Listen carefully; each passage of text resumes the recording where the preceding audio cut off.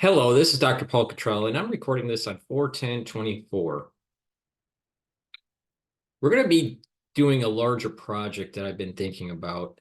I was exposed to this text through an audio series, um, and I ran across it last night by accident, and then I remembered, oh yeah, last year I actually saw this in a larger volume set, and so maybe we should learn this together.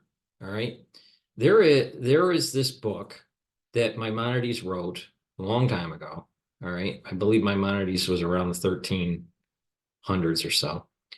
And this book has 15 chapters. Okay. And it's dealing with the red heifer. So my thinking is let's learn this together. Uh, and this goes into a lot of the detail. All right. So my goal here is to try to do 15 lectures on this. So one video per lecture. I'm sorry, one video per chapter. And this is going to be the introduction, chapter 1. All right, so we're gonna experiment on how this is all going to play out, but let's do an introduction first. This is Parah Adumah. All right, this is the red heifer. Okay, this is an introduction to it. Included in this text are 2 positive commandments. They comprise the following: the laws of the red heifer, the laws of the impurity brought about by the water used for sprinkling of its ashes. These mitzvos are explained in the ensuing chapters. Chapter 1, the commandment involving the red heifer is to offer such an animal in its 3rd or 4th year of life. It is older. If it is older, it is acceptable, but we do not wait for it to age longer, lest its hairs become black. The Jewish community does not purchase a calf and raise it. For Numbers 19:2 states, and you shall take unto yourselves a heifer, not a calf. If only a calf was found, a price is established for it, and it should remain in its owner's possession until it matures and becomes a cow. It should be purchased with money from the temple treasury. Okay, so that's chapter 1. Chapter 2 is Torah's. Before we go to chapter 2, let me do a little bit of a commentary here. So there was some discussion, maybe it needs to be 5 years old. Well, in here, the law is actually 3 to 4 years of life. And the reason why it was bought by the Temple Institute was due to what I was, stating in the last paragraph. Chapter 2. Torah's description of this heifer as perfect means perfectly red, not perfect in stature. Even if it is dwarf size, it is acceptable, as is the law requiring other sacrifices. If it had 2 white hairs or black hairs going from one follicle or from 2 cavities, and they are lying on top of each other, it is unacceptable. Chapter 3. If there were 2 hairs, their roots reddish and their heads blackish, or its roots blackish and their heads reddish, their status follows the roots entirely. One should cut off the blackish head with scissors. He need not be concerned about the prohibition against shearing the sacred animals because its intention is not to shear. Chapter 4.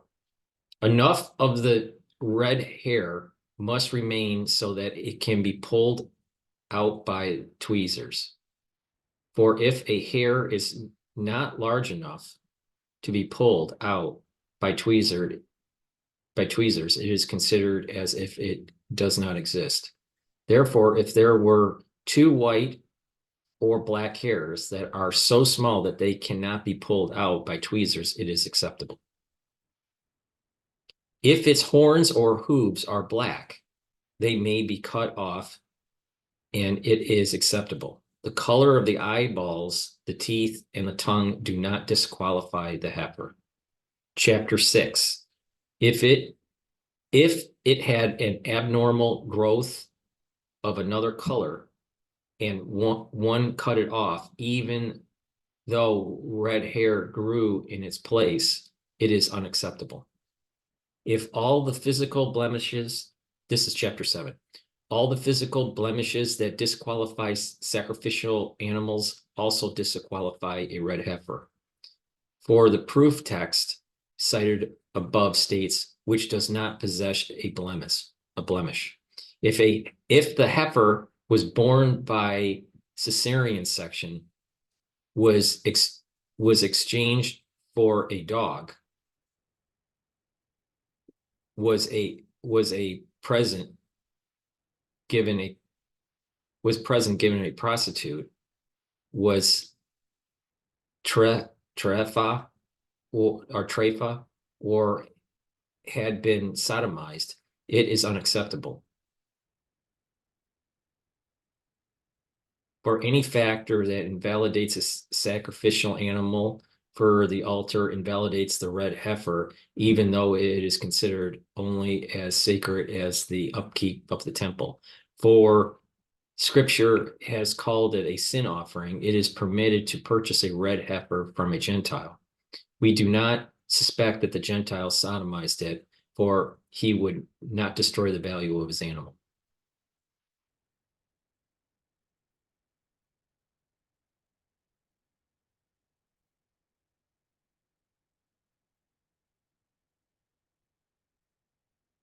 There is a more severe element to the red heifer than to other animals consecrated as sacrifices.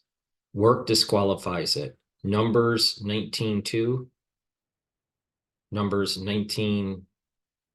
chapter 19, verse 2, states upon which a yoke was not placed. Now concerning a calf whose neck is broken, Deuteronomy chapter 21, verse 3 states, with which no work was performed and which was not led with a yoke, just as with regard to the yoke mentioned in the connection with this calf.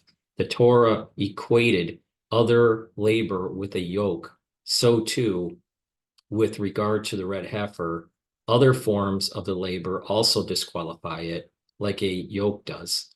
There is, however, a greater stringency that applies with regard to a yoke. A yoke disqualifies the heifer whether it was placed upon it during work or not during work, and other forms of labor disqualify it only when work was actually performed. What is implied? If one tried to yoke upon it, it is disqualified even if one did not plow with it. If one placed it in a threshing team, it is not disqualified unless it actually threshed. Similar principles apply in analogous situations. If one rode upon it, leaned upon it, hung on its tail, crossed a river using it for support while swimming, folded its lead rope on top of it, placed his garment on it, placed a covering of sacks on it, it is disqualified. If one tried it, or if one tied it with a rope because it was rebellious and required to be safeguarded, it is acceptable. If not, it is disqualified for any safeguarding that is unnecessary as a burden. If one shot its hooves so that it would not slip or spread his garment over it to protect it from flies, it is acceptable. This is the general principle. If anything is done for its own needs, it remains acceptable. If it is performed for any or for another purpose, it is disqualified. When work was performed with it as a matter of course of a yoke was placed over it as a matter of course, if the owner is pleased, it is disqualified. The rationale is that the verse above states with which no work was performed. The implication is that if work was performed with it and the owner would be satisfied, it is as if he performed work with it. Therefore, if a bird rested upon it, it is acceptable. If a male mounted it, it is unacceptable. Needless to say, a pregnant heifer is unacceptable. If one placed it among a team of animals and a threshed grain on its own accord, and wait, let me rephrase that. If one placed it among a team of animals and it threshed grain on its own accord, it remains acceptable. If he placed it among the team so that it would nurse and thresh, it is disqualified, for he is satisfied that the work is performed. Similar laws apply in all analogous situations. Chapter 8. When a disqualifying factor invalidates a red heifer, it should be redeemed. Similarly, if it dies, it should be redeemed so that its hide can be used. This, however, should not be done in order to feed its meat to the dogs. If it was slaughtered to be used as an ordinary animal, it should be redeemed, and it does not bring about atonement. If it was slaughtered on top of the arrangement of wood set up for burning, it can never be redeemed. If a red heifer was purchased and then one found a more attractive one, the first may be redeemed even if it does not. Let me rephrase that. Chapter 10. If a red heifer was purchased and one found a more attractive one, the first may be redeemed even if it does not have a blemish. Chapter 11. Even an ordinary priest is acceptable to perform the burning of the red heifer, as Numbers chapter 19, verse 3 states, and you shall give it to Eleazar, the priest. At that time, Aaron was still alive. According to the oral tradition, it was taught the red heifer was offered by Eleazar.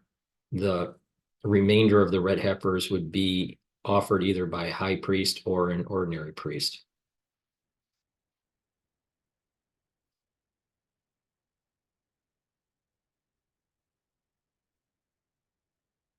The person offering the red heifer should wear the four garments. This is chapter 12. The person offering the red heifer should wear the four garments of the ordinary priest. This applies whether it was offered by an ordinary priest or a high priest. Chapter 13, all of these, all of those who were involved in the offering of the red heifer from the beginning to the end, who had immersed that day, are acceptable for the services associated with the red heifer to consecrate the water used for the sprinkling and for sprinkling its ashes, even though they did not wait until the nightfall after their immersion. The rationale is that the term a pure man used throughout that passage refers to one who is pure with regard to partaking of the second tithe, even though he is not pure with regarding the partaking of the teruma until nightfall. Such a person is pure with regard to the red heifer. Chapter 14. The Sadducees would say that the offering of the red heifer was acceptable only when those bringing it had waited until nightfall after immersion. Therefore, in the second temple, the court would cause the priest who burned the red heifer to become ritually impure through contact with the carcass of a crawling animal or the like. He would immerse and then offer the red heifer to nullify the words of these brazen ones who issue rulings according to their whims without basis in the received tradition. Similarly, all of the containers into which the ashes of the red heifer were placed were all immersed that day. Chapter 15. For the same reasons, a person who cuts the stalk of a reed to place the ashes of a red heifer upon it, so they can be placed in water to consecrate it for sprinkling, should make it impure, immerse it, and then place the ashes in it. The one who cuts it and the one who immerses it must immerse themselves, because the reed was considered as an entity that came in contact with a corpse on the seventh day of its purification process. Therefore, it does not need to have the ashes of the red heifer sprinkled on it.